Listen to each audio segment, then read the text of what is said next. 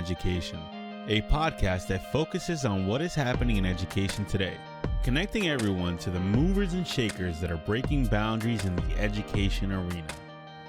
Welcome to LinkedUp Breaking Boundaries in Education. Jerri, we can see that you're on the run as usual, conference to conference. We have another conference coming up next week. It's busy time of year.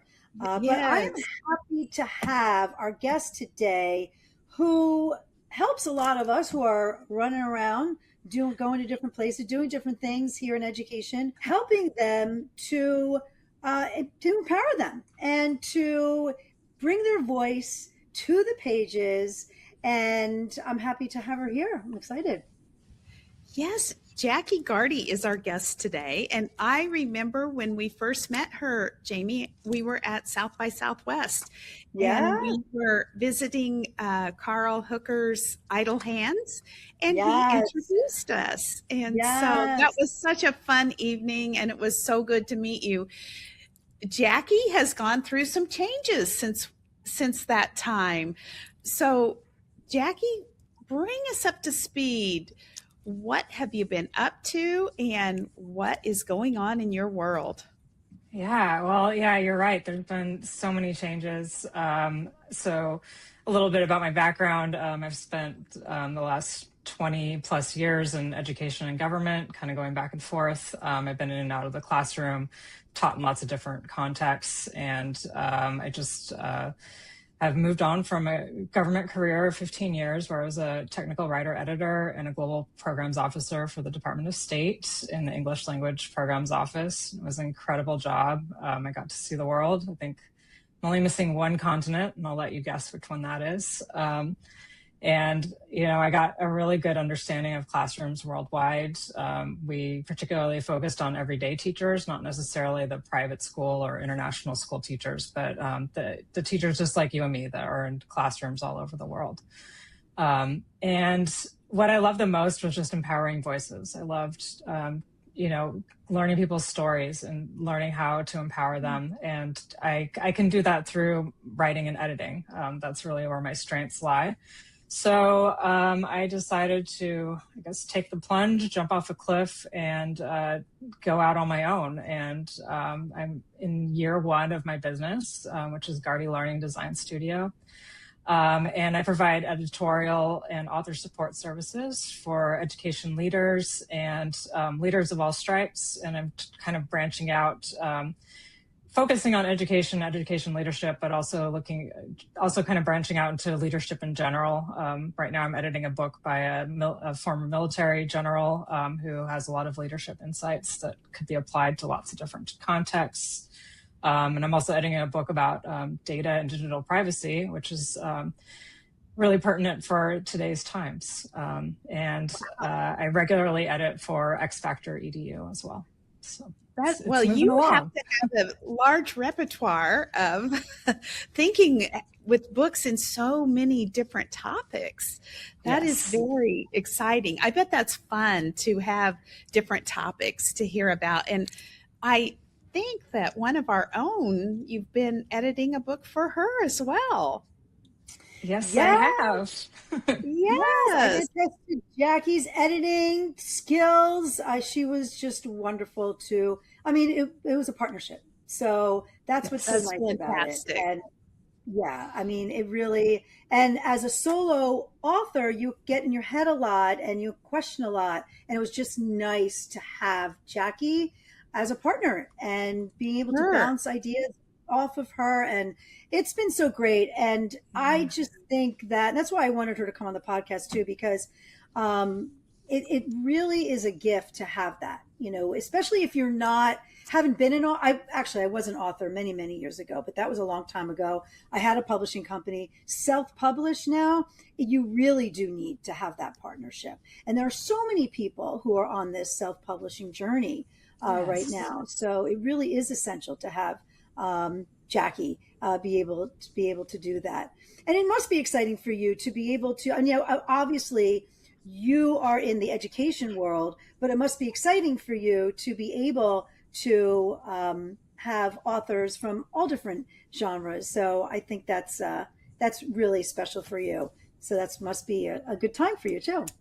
Yeah, it's been very exciting. It's been very fast paced. You know, I'm just holding on. I really feel like I'm learning how to drive while I'm driving the car. And I guess that's how all first year business owners, and maybe even longer than that, feel when they start all of this. So last summer I had a little bit of time in between leaving the department and establishing the business to really focus on like taking courses. And I took courses on business and business strategies and marketing and all these different things. I don't have an MBA. I don't know how to do these things. So, and I joined lots of different groups. I joined a female business mastermind called She's Fully Booked. And that's been a very supportive environment to like really learn, you know, how to book out your schedule, how to not feel overwhelmed. I'm still working on that. It's nice to talk to lots of other female entrepreneurs that are kind of on the same path. So it's been really great. Jamie, your book, it's a reminder that the best nonfiction comes from lived experience. You know, and there's something to be said about lived experience, especially in our digital age and the age of AI. AI can't live a life. AI's never been in a classroom. AI's not ever experienced the things that education leaders experience every day. And your book is just a reminder of how you put your heart and soul into this book, and it really shows in your love for teaching and educating. So it was really an honor to edit your book. Oh my gosh, thank you so much. I want to say too, AI can't do what you're doing, because I'm sure you're encouraging Jamie along the way. I'm sure you're asking questions that AI may not think to ask. And it's fun to hear about the personal part of book publishing, because it really is a relationship that develops as you're doing this together. So kudos to you both. This is great. AI is great. It's really great for different tools. You know, I like spell check just like everyone else does. I like grammar check.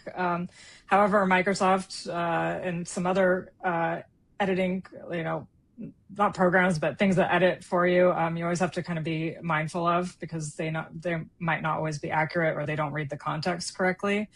Right. But you know, I think it really does take that human to bring the human out. It's totally fine to use AI, I think. I love AI. I've used it so much during my business development by brainstorming and asking questions and trying to find the legal form for this or that, or help me write a contract, you know, all these different things that I need to learn.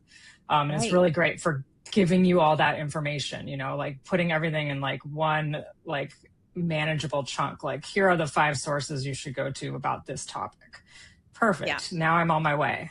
I didn't have to go do a lot of mindless Google searching. So exactly. It makes a difference. You know, the other day you were talking about developing cohorts.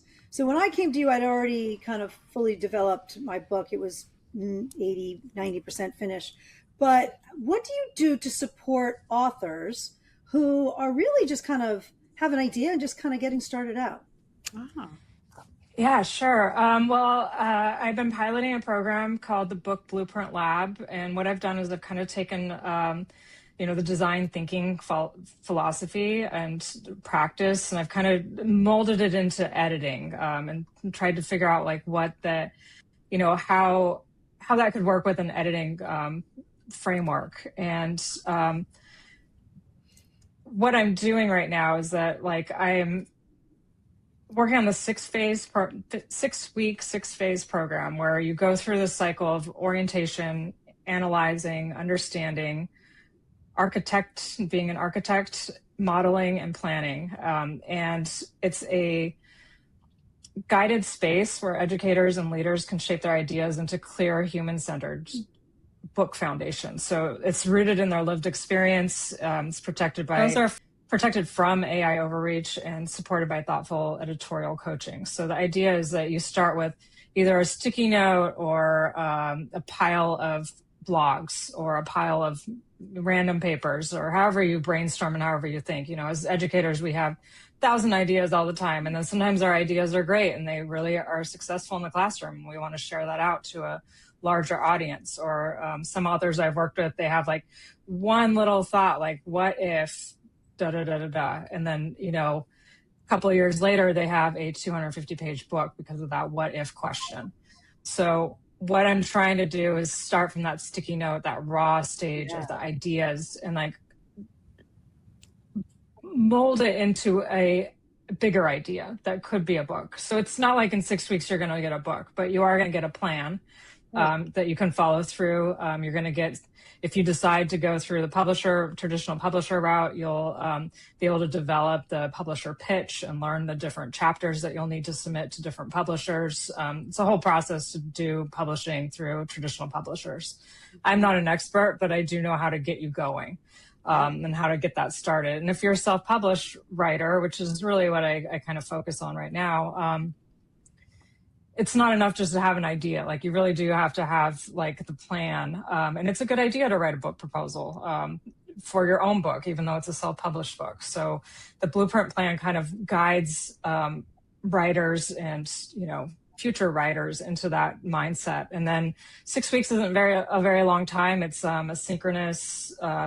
it's synchronous and asynchronous model where you get one-on-one instruction or coaching from me 2 times, one-on-one for an hour, and then another session, and then there's going to be like a group writing group.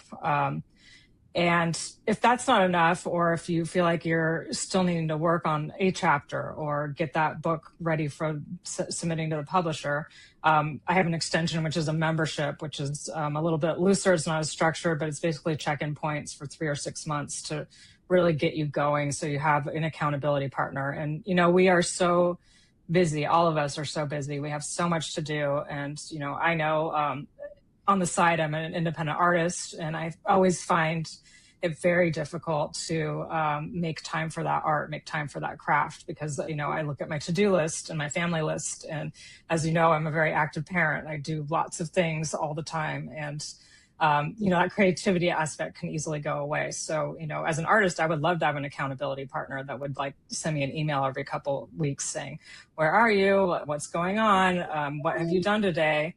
And, you know, as an adult, we kind of need that. We're not sitting like on Walden Pond, like pondering life for weeks on end.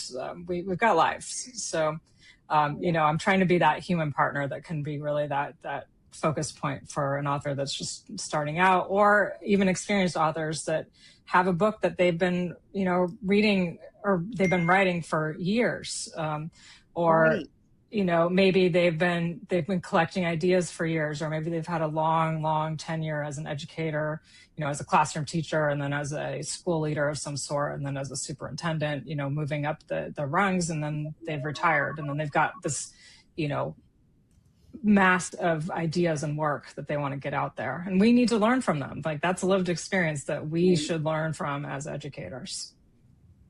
This program sounds so beneficial because I think people just don't know where to get started. They have something they want to share, but they need some structure and framework to just help them take baby steps to move forward. So this sounds amazing. Thank you. Very good. The needed support and the needed confidence too. So I think that's it. It sounds great. And then, is it like a cohort? Did you say? Do people work with each other, or just with you, or both? For now, it's just with me. I'm looking into different, like, I don't want to put it in a learning management system, but I want to put it somewhere where there's easily accessible materials. I'm not a big fan of being on video. I do not want to create lots of videos and put them in a course that may or may not ever like take off. So what I'm trying to do is some sort of hybrid experience where, you know, you have like an author group meet that you talk to other authors that are working on the same thing. So my experiment over the next year is that I'm doing these cohorts for educators and these cohorts for business leaders. I'm kind of keeping those separate. So business leaders have, you know, a much different experience than educators. They have different values. They have different like lives. They have different points to make. So not that they can't be together, but I think for this purpose, they should be separate. So I'm doing these cohort models, and the cohort is like I said, it's kind of asynchronous and synchronous. There's going to be some points where all the authors and future authors can meet up together, but then there's also going to be a lot of one-on-one with me. And we'll see how it goes. I'm trying to do one this summer and then 2 more between now and the end of the year after that. So we'll see. I'm really excited about it. I love getting voices out there, especially voices that, there's a lot of hardworking teachers and educators out there that, do it every day, and we can learn a lot from them. And they've got voices. I believe everyone has a book in them, maybe 2, maybe 5. So right. I want to help amplify that as much as I can. Wow. I love that. So Jacquie, when you were making, I want to back up just a little bit. When you were making this transition and you didn't know like what direction you were going to go, are there any things you learned about how you figured out which path you wanted to take? Because I think there are I hear from a lot of women that are in the same place that you're in. I just had one text me last night, and they don't know what to do or where to go. Is there any advice you can give? I had to do a lot of deep thinking because, you have this idea in your life that you're going to do this, and then you're going to do this, and then you're going to do this, and then you're going to do this, and you kind of follow this path. And I did that. I got my bachelor's degree in global studies. I wanted to go see the world. I did a detour. I got a master's in TESOL because I wanted to be with teachers all over the world, and I wanted to work with students all over the world. And then I ended up at the State Department, which is kind of like a full circle from the global studies degree, where I could combine education and my love for the world. But then when that opportunity looked like it was about to close, I had to think, okay, what am I going to do now? I'm a certain age. I don't want to get pigeonholed. I know that there's like kind of a specific type of age range where it's harder to break into new things, and I'm hitting that. So I wanted to, decide what's the next path. So I did a lot of reading, looking at my bookshelf here. I read this book called Designing Your Life, and I think it's from an author from the Stanford D School, and it really helped me map out like what the priorities are, and I kind of went through that workbook. I also did a lot of the Stanford D School books, so they've got lots of books called like Navigating Ambiguity, and there's one about creativity. And I kind of just poured through all those, went through all the exercises, and then something that I showed in one of my editors groups. I just went to an editors conference in Atlanta a couple months ago, back in April. And I just, on a whim, I showed people my little diary that I have. I've got this notebook that I started, just a basic notebook from Marshall's, but I started it right at the beginning of December 23rd of 25. So, or 24. So it was right before everything changed for me. And I had to do a lot of pros and cons. It's really a big thing to leave a steady government job with the salary and all that, and benefits and the work culture. I mean, when you're in a place for a long time, you end up having best friends and really close people. And we kind of grew up together. Like when we all started together, none of us had kids, and then we started having kids, and then the kids started getting older. It was like babies to teenagers all in that period of time I was there, which is a really big period of growth. So I did like this kind of like Post-it note kind of thing with the pros and cons of and all the worries that I had. It's just a notebook, but I felt like sticky notes are better because you can kind of stick them in different places.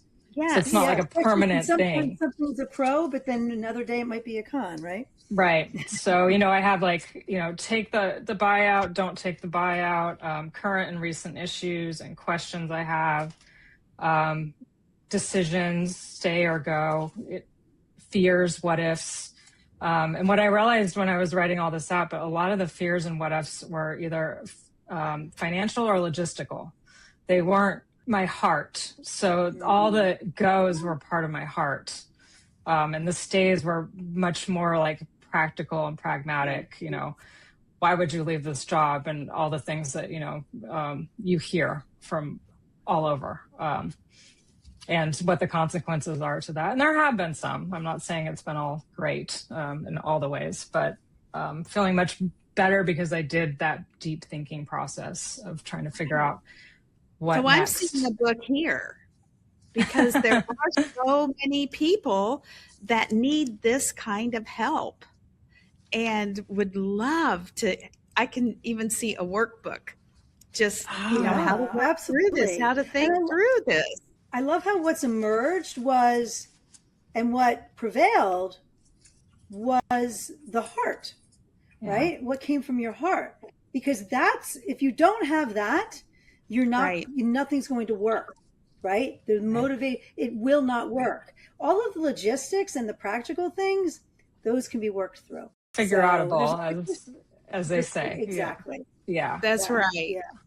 Yes. And, sometimes there's that old saying that, like, do what you love and the money will follow. I don't think it's as simple as that, but I do think that when there's a will, there's a way. I've been very surprised by how that ended up being, the financial decision ended up being almost a non-issue because the universe came back to me. However you want to believe that. And it's not the same. It's not in the same way. It's not steady, but it's not nothing. So I think that sometimes you just do have to take that leap of faith and hope for the best, And what's the worst that would happen? Like, I knew that there was a net underneath me. So, I was only going to be falling so far, but not all the way down. So, Right. Oh, I love that. I love that. That is great. You really do have a story here. This is fantastic. You're the one trying to get stories out of people. Now I think Jamie and I are going to try to get this one out of you. All right. I think this is really needed. Well, in our last couple of minutes here, if someone is interested in being an author, and there are so many people that are, how would they get a hold of you, Jacquie, to take your class, learn how to go through your system? I think that would be great. Absolutely. So my website is my name. So it's JacquieGardy.com for those listening. And there's a contact button and you can click the contact. You can just book I say it's 20 minutes. It never ends up being 20 minutes because people are interesting. It always ends up becoming close to an hour. And then we just kind of talk about your goals and where you are and the types of things that you might, I can help you with, right? So some people have a manuscript already and I can take a look at it and I can say, okay, well, I think that you need this type of editing, not this type of editing. I don't want to overcharge anyone, but I want to give them what they need. And then sometimes people aren't ready for the editing process, but they might be ready for a manuscript review. Like they might just want another point, another perspective, another set of eyes. Or they can join the Blueprint Lab program, which, really gets people started into it. So all that's on my website. That's the best way. You can also find me on LinkedIn. I try to be on LinkedIn pretty often. It's probably my favorite social media because it's always exciting to see everybody and what they're doing. And I feel like the algorithm works better on LinkedIn than other places. Right. Yes. Put everything in the show notes so people can easily access. But I think there are so many people who, like you said, have story to tell, and your support will help to elevate those voices. Yeah, so I'd love to do that as much as I can. It's exciting for me. It's a win-win for everybody, I think. Yeah, absolutely. Well, we will see you next week, right, at ISTE? Yeah. Yes. Yeah. This is coming out after ISTE. So if we share now, what will people have seen at ISTE? They're going to see you at two different playground, or you have a playground and then another session. So lots of activity, right? Yeah, I've been running a playground called the Tabletops Games and Thinking Playground with Dan Ryder. This is the second year running, and we're doing that Wednesday morning next week. And we're also in a poster session. I believe it's on Tuesday, and that's about critical creativity in action. It's another project that Dan and I have been working on for quite a while, first at the Department of State. He was a consultant of mine, and then now we're trying to bring that project to the public. So this is kind of an early stage promotion for that. And then I'm going to be hanging out at the X Factor booth, hopefully with Jerri at some point. Yes. And I know we've got a group photo, and there's probably going to be all kinds of fun at the X Factor booth. So I'll be hanging out there. Yeah. So it's going to be busy. Well, thank you for sharing your time with us today, and we wish you the very best. And we hope your inbox just fills up with potential writers coming your way. Thank you so much. It was such a pleasure to talk to you both. I really respect and admire both of you. So thank you for listening. Thank you. It's an honor to have you join us. Thank you for listening. And if you would like to stay linked up, be sure to follow us on Apple and Spotify, and subscribe to us on YouTube.